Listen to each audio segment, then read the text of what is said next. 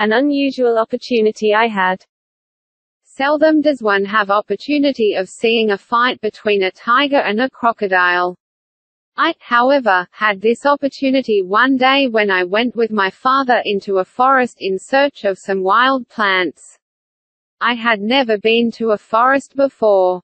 Therefore, whatever I saw in the forest interested me greatly. I looked at the rich vegetation all round as well as the variety of colorful flowers and birds, large and small.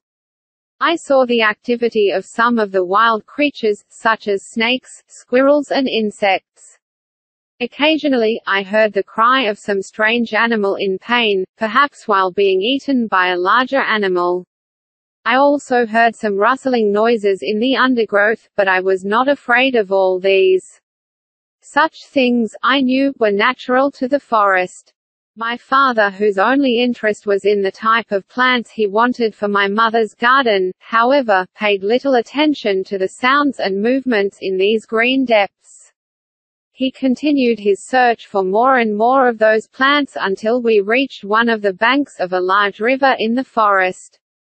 There we stopped for a while to enjoy the sights around. The scene was peaceful. Then, to our surprises and honor, we saw a tiger on the other side of the river. It was moving quietly and cautiously towards the water for a drink. A hush fell upon the jungle. My father and I were now too frightened to move from there. However, as the tiger put its mouth into the river there was a sudden swell of the waters, and before the tiger could rush out, it was seized by a huge crocodile. The tiger's howl of pain and anger filled me and my father with terrors. Yet we waited there to see the end of the struggle between these two lords of the forest and the river.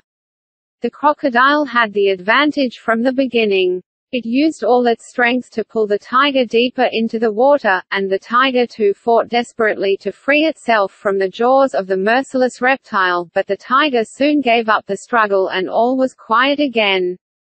I now felt pity for the tiger which had died just to slake its thirst. Then, my father reminded me of the narrow escape that we had ourselves had. If the tiger had been on this side of the river, one of us might have died in the way the tiger did, a victim of animal appetite. And as we were returning home, I began to think of the struggle for life and savagery that lurks beneath peaceful scenes.